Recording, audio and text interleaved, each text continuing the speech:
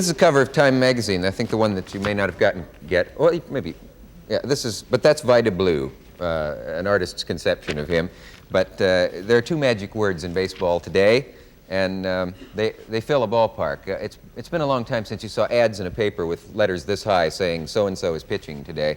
But they're doing that now with Vida Blue. He's the amazingly successful 22-year-old pitcher of the Oakland A's. And it is true. The best batters in the league have said, one of them at the end of a game said, we didn't actually see the ball, but we heard it real good. And it's called a blue day when he pitches, and he fills the park. And we have a blue night tonight because he's here. Will you welcome, please, the remarkable Vida Blue.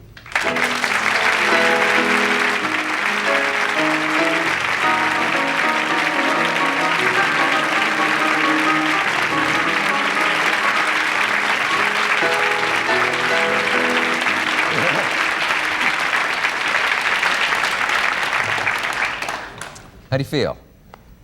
Be careful of your arm. Well, I feel okay. You know, the first thing I noticed is that you have what looks like a scar on your arm, but that isn't your pitching arm, is it? No, that's from playing football. Yeah, yeah. How did you get that one? I'm nervous too. One night I was in a high school football game. Yeah. It was raining and muddy and slippery, and so this big guy decided to step on my arm. Fortunately, it wasn't this one. Is that arm slightly damaged from that? No, just a bruise, just a cut. Yeah. And why are you nervous? Facing me. I don't know. I can understand it. I'd be terrified to come out here and sit next to me. In fact, I am. Hold it. I didn't mean it like that. You're really going through what could be a traumatic time in your life. I can never get over the fact that a baseball player can be younger than I am. I always thought the difference between me and pro baseball players was that they were older, and when I got older, maybe I would be. And then suddenly I went past them, and I never was. And now you're 22. But why should I surprise you with this news that you're 22? That's right. I celebrated my birthday. What is? I celebrated my birthday. I know I'm 22. Oh, you were there? Yeah, I was okay. there. What about the bubble gum? Let's get that out of the way right away. You've done wonders for bubble gum. Does it actually calm you? There are pictures in today's paper of you. Well, it helps to relax me when you have 40, 50,000 people yelling, kill Vida, get him out of there, hit a home run, stuff like that. It helps to relieve some of the tension that's going on. And to me, baseball is maybe 40% mental. And you have to be not a college professor to play baseball, but it takes a lot of thinking. But you do hear that stuff coming from the stands. Get him out of there. Kill the bomb. Get him out of there. I hear it all the time. Friendliness. Yeah. Have you thought of putting the bubble gum in your ears? And then I mean, that would really solve the problem.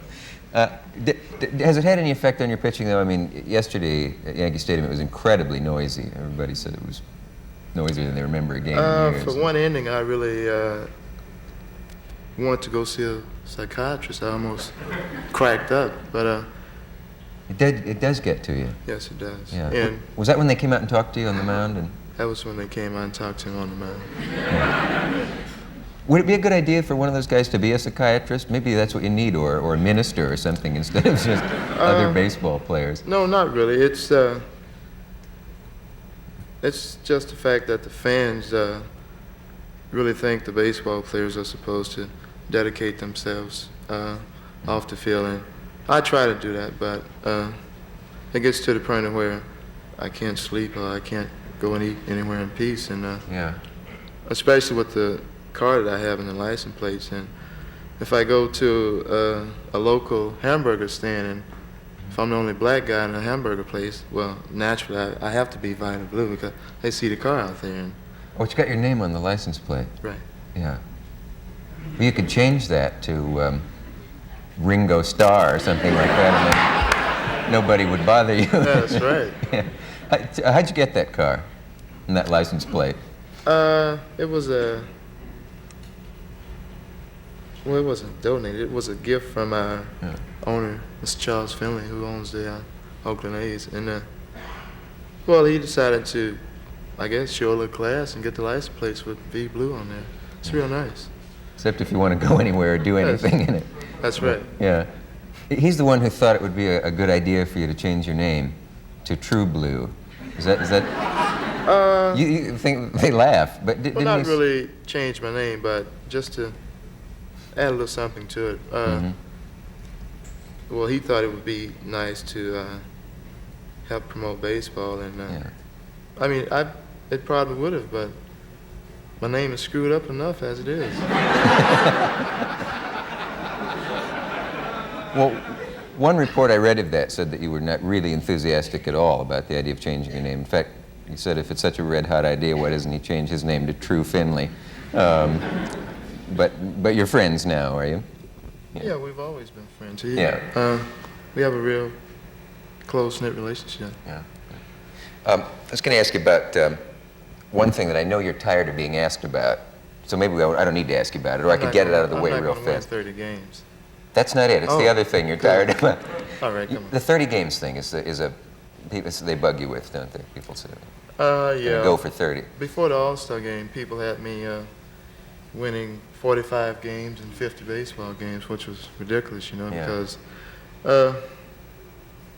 a person's body can only take so much, and it has gotten to the stage of the season where my arm still feels good after the game, but it takes maybe 3, maybe 4 days now to really for it to, you know, get back normal. Today I'm real stiff, and Are you? I could hit you real hard, but my arm's still. That's more information than I wanted. Where does it hurt? Just in the shoulders. It's just Yeah. stiffness, just natural stiffness. Even though it didn't hurt it any during the game. No. And first part of the season, I could go out and pitch maybe 10 innings and come back the next day with just have a little stiffness, not soreness, just natural stiffness, and I could still throw a little bit. Are you just obsessed with your arm? I mean, is it like a violinist worrying about his Stradivarius or something? You think, what if something happened to it? Do you have dreams in which you look down and your arm is only 8 inches long, or anything? No. Any but, weird things like that? I think about the time when there's going to be a day when I won't be able to throw a chunk anymore, as they say. Yeah. And well, What do they that's say? I want to say it. Chuck? chunk. Oh, chunk. Of Yeah. course, I knew that. Go ahead. I'm from You the do South. think- I'm from the South, man. You can't get that slang the way I do it. When you say Oh, yeah? chunk, say chunk. Do I look like someone who's never eaten chitterlings? Sorry. Chunk, right. Chunk. Well, no. Now I'm thinking about the days when I may be a 31-year-old pitcher, a 28-year-old pitcher, you know, and An I old know, geezer. well, older man, yeah, Yeah. older young man, Yeah. and I just hope that I can conserve some of that now by not throwing so many what we call fastballs. Are you a baseball fan? A baseball fan? Oh, yeah. Yeah. When was the last time you went to a baseball It's game? this thing they play on a square field, isn't it? With the Sure. You know, as a kid, I wanted to be a bat boy, and I Or was a hockey team. or a bat, anything I wanted to do. No, I really did. I used to sneak under the old Lincoln Athletics, Nebraska. Is that right? Yeah, I used to sneak under the fence. What? Nothing. Really? don't Can't you do tell that. when you're in the presence of Most- another athlete? Don't laugh at these things.